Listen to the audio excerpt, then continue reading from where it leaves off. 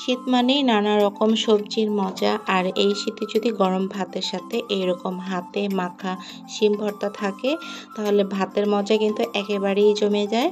আসসালামু আলাইকুম, আজকে বানাচ্ছি শিম ভর্তা। শিম ভর্তা বানানোর জন্য এখানে আমি 250 গ্রাম শিম নিয়েছি। শিমগুলোকে পরিষ্কার করে ধুয়ে বেছে মাঝখান থেকে কেটে নিয়েছি। তো চলুন শুরু করে আজকের রেসিপি। শিমগুলোকে আমি একটা প্যানে দিয়ে দিচ্ছি সিদ্ধ করার জন্য। শিম দেওয়ার পরে এখানে আমি পরিমাণ মতো লবণ দিয়ে দিচ্ছি। আপনারা যতটুকু শিম নেবেন সেই অনুযায়ী লবণটা দিবেন। আর সিদ্ধ করার জন্য এখানে দিয়ে দিচ্ছি পানি। আমি যেহেতু পানিটা ফেটে দিব না, একেবারে শুকিয়ে নেব, তাই পরিমাণ মতো দিয়েছি যেন ফেলতে না হয়।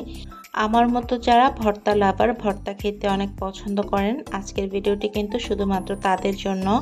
আর আমার ভিডিওটি যদি ভালো লাগে অবশ্যই আমার ভিডিওতে একটি লাইক করবেন এবং কমেন্ট করে জানাবেন আজকের ভর্তাটি আপনাদের কাছে কেমন লেগেছে। আমি কিন্তু একদম পানিটা শুকিয়ে শিমগুলো সিদ্ধ করে নিয়েছি। তারপর প্যানে দিয়ে দিচ্ছি 1 টেবিল চামচ সরিষার তেল। এখন দিয়ে দিচ্ছি 5-6টা শুকনো মরিচ। মরিচটা আমি আমার পছন্দ অনুযায়ী দিচ্ছি। যারা বেশি ঝাল খান তারা কিন্তু 2-1টা মরিচ আরও বাড়িয়ে দিতে পারেন। আর চুলাটাকে একদম কমিয়ে কিন্তু মরিচটা ভাজবেন, তাহলে ভিতর থেকে মরিচটা ভাজা হবে আর মুচমুচেও হবে। তারপর দিয়ে দিয়েছি শিমগুলোকে দেওয়ার পরে তেলের মধ্যে কিন্তু আমি বেশ অনেকক্ষণ ভেজে নেব। শিমের ভিতরে যে পানিটা থাকে, পানিটা একেবারে শুকিয়ে না যাওয়া পর্যন্ত আমি এইগুলোকে তেলের মধ্যে ভেজে নেব। শিমগুলো ভেজে ভর্তাটা বানালে কিন্তু বেশি মজা হয়, আর না ভেজে ভর্তা বানালে ভর্তাটা পানসে লাগে, খেতে কিন্তু ভালো লাগে না। শিমের যে পানিটা আছে সেটা কিন্তু প্রায় শুকিয়ে গিয়েছে। আর আমি এই পর্যায়ে চুলাটা একটু বাড়িয়ে দিয়েছি যেন একদম ভাজা ভাজা হয়ে যায়, শিমের গায়ে কোনো পানি না থাকে। আর একদম লাল লাল করে কিন্তু শিমগুলো ভেজে নিয়েছি। এই ভর্তাটা আপনারা ব্লেন্ডার অথবা শিলপাটাতেও বেটে বানাতে পারেন। আমি আজকে বাটনায় বানাবো। প্রথমেই মরিচগুলো দিয়ে তারপর একটু লবণ দিয়ে মরিচগুলোকে এখন ভালো করে পিষে নিচ্ছি। শিম ভর্তা বানানো কিন্তু খুবই সহজ। শিম সিদ্ধ করে আপনারা যে কোনো সময় ভাত খেতে বসেও কিন্তু ভর্তাটা বানিয়ে নিতে পারেন। আর শিম ভর্তাটা খেতে আসলেই অনেক মজা লাগে। তারপর আমি 2টা পেঁয়াজ কুচি আর বেশ অনেকগুলো ধনেপাতা কুচি দিয়ে দিচ্ছি। এখন দিয়ে দিচ্ছি 1 টেবিল চামচ সরিষার তেল।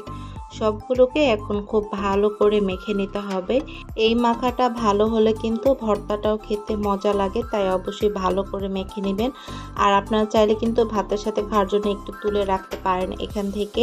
তারপরে এখন দিয়ে দিচ্ছি শিমগুলো দেওয়ার পরে এখন আমি বাটনায় ভালো করে সবগুলো একসাথে পিষে নিব।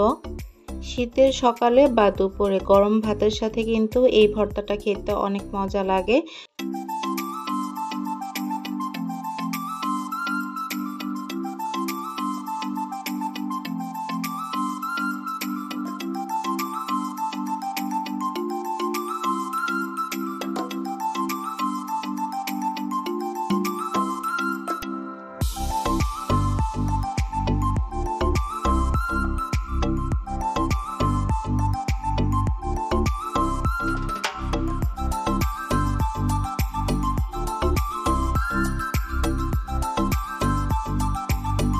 আলহামদুলিল্লাহ ভর্তা বানানো হয়ে গিয়েছে।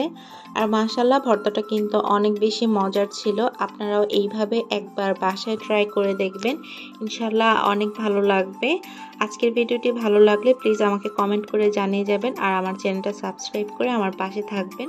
সবাই ভালো থাকবেন, সুস্থ থাকবেন। আল্লাহ হাফিজ।